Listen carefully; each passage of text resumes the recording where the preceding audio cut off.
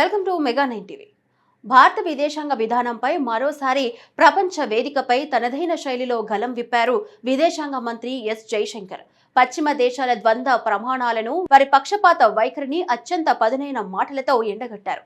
Russia నుంచి భారత్ చమురు కొనుగోలు చేయడంపై ఐరోపా దేశాలు చేస్తున్న విమర్శల పట్ల ఘాటుగా స్పందించారు. ఫిన్లాండ్ లో జరిగిన ఒక రచ్చ కార్యక్రమంలో ఎదురైన ఒక సూటి ప్రశ్నకు అంతకంటే సూటిగా దౌత్యపరమైన సమన్వయం పాటిస్తూనే కఠినమైన వాస్తవాలను వారి ముందుంచారు. మీరు మా శత్రువులకు ఆయుధాలు అమ్మినప్పుడు లేని నైతికత మేము మా ప్రజల ఇంధన భద్రత కోసం చమురు కొనుగోలు చేస్తే ఎందుకు గుర్తుకొస్తుంది అని నిలదీశారు. ఈ వ్యాఖ్యలు ఇప్పుడు అంతర్జాతీయ దౌత్య వర్గాల్లో తీవ్ర చర్చనీయాంశంగా మారాయి. భారత విదేశాంగ విధానంలో పెరుగుతున్న ఆత్మవిశ్వాసానికి, స్వతంత్ర వైఖరికి ఇది నిదర్శనంగా నిలుస్తుంది. ఉక్రెయిన్తో యుద్ధం మొదలైనప్పటి నుంచి భారత్ రష్యాతో మరీ ఎక్కువగా సానుకూలంగా వ్యవహరిస్తుందని, ముఖ్యంగా రష్యా చమురుపై అతిగా ఆధారపడుతుందని ఒక ప్రశ్న జైశంకర్ కు ఎదురైంది. దీనికి ఆయన ఇచ్చిన సమాధానం ఐరోపా దేశాల వాదనలోనే డొల్లతనాన్ని బయటపెట్టింది. భారత్ తయారు చేసిన ఆయుధాలతో ఏ ఒక్క ఐరోపా దేశం పైన దాడి జరగలేదు. కానీ మీ ఐరోపా దేశాలు అమ్మిన ఆయుధాలతో మా దేశంపై దాడులు జరిగాయి. మా సైనికులు ప్రాణాలు కోల్పోయారు. ఇది ఈనాటిది కాదు, దశాబ్దాలుగా జరుగుతున్న వాస్తవం.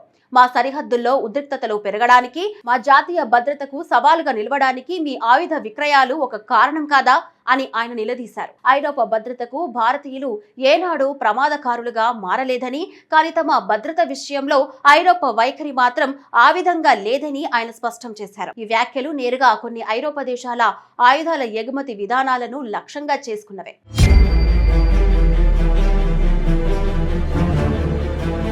ఇక రష్యా చమురు కొనుగోలు అంశంపై జయశంకర్ మరింత స్పష్టతనిచ్చారు. ఇది కేవలం ఆర్థికపరమైన నిర్ణయమే కాదని, అప్పటి ప్రపంచ పరిస్థితులు తమను ఆ దిశగా నడిపించాయని వివరించారు. 2 విషయాలు మీరు గమనించాలి. మేము ఎప్పుడూ ధర, లభ్యత ఆధారంగానే ఇంధనాన్ని కొనుగోలు చేస్తాం.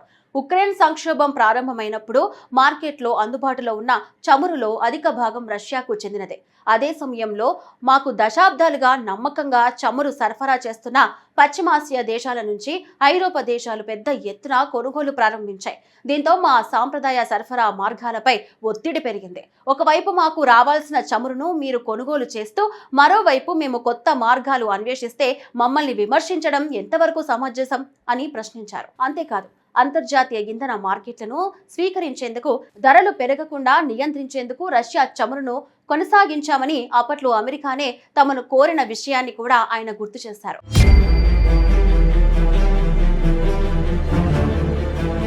జయశంకర్ చేసిన ఈ వ్యాఖ్యలు భారత విదేశాంగ విధానంలో వస్తున్న గుణాత్మక మార్పును సూచిస్తున్నాయి. ఒకప్పుడు రక్షణాత్మక ధోరణిలో ఉండే భారత్ ఇప్పుడు ఎదురుదాడి చేసే వ్యూహాన్ని అనుసరిస్తోంది. పశ్చిమ దేశాలు నిర్దేశించిన నిబంధనల చట్రంలో ఇరుక్కుపోవడానికి బదులుగా తమ జాతీయ ప్రయోజనాలే పరమావధిగా ముందుకు సాగుతుంది.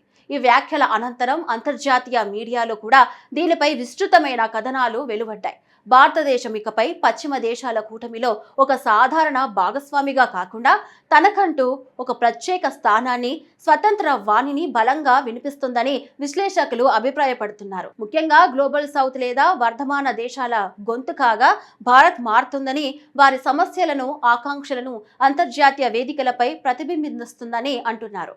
ఈ ధోరణి భవిష్యత్తులో ప్రపంచ రాజకీయ సమీకరణాలను సైతం ప్రభావితం చేయగలదని అంచనా వేస్తున్నారు.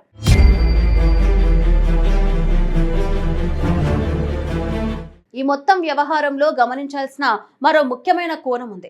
జయశంకర్ ఈ తరహా వ్యాఖ్యలు చేయడం ఇది మొదటిసారి కాదు. గతంలో సోవేకియాలో జరిగిన గ్లోబ్సెక్ ఫామ్ లో కూడా ఐరోపా సమస్యలు ప్రపంచ సమస్యలు, కానీ ప్రపంచ సమస్యలు ఐరోపా సమస్యలు కావు అనే ధోరణిని ఐరోపా దేశాలు వీడాలని ఆయన హితవు పలికారు. భారతదేశం తన ప్రయోజనాలకు అనుగుణంగా ఎవరితోనైనా ఎప్పుడైనా సంబంధాలు నేర్పుతుందని, ఏ ఒక్క కూటమికి కట్టుబడి ఉండబోదని ఆయన పలుమార్లు స్పష్టం చేశారు. చైనా, దురాక్రమణ, ఉగ్రవాదం వంటి సమస్యలను భారత్ ఎదుర్కొంటున్నప్పుడు మౌనంగా ఉన్న దేశాలు ఇప్పుడు రష్యా విషయంలో తమకు నీతులు చెప్పే హక్కు లేదని పరోక్షంగా హెచ్చరించారు. ఈ స్థిరమైన వైఖరి భారత్ ఫస్ట్ అనే నినాదానికి ఆచరణ రూపం ఇస్తుంది. ఇది కేవలం ప్రభుత్వ విధానం మాత్రమే కాదు, 140 కోట్ల భారతీయుల ఆకాంక్షలకు ప్రతిరూపంగా నిలుస్తుంది.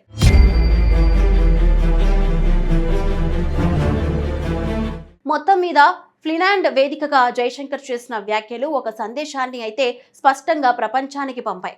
అదేంటంటే ఇది కొత్త భారత్, తన నిర్ణయాలను తానే తీసుకునే భారత్, తన జాతీయ ప్రయోజనాల కోసం ఎలాంటి ఒడిదుడుకులకు లొంగని భారత్, ప్రపంచ రాజకీయ చదరంగంలో ఒక పావుగా ఉండటానికి అంగీకరించని, తానే ఒక శక్తిగా మారాలనుకుంటున్న నవ భారతం ఇది. దౌత్య రంగంలో భారతదేశం అనుసరిస్తున్న ఈ నూతన దృఢమైన పంతా రాబోయే రోజుల్లో ఎలాంటి మార్పులకు దారితీస్తుందో వేచి చూడాలి.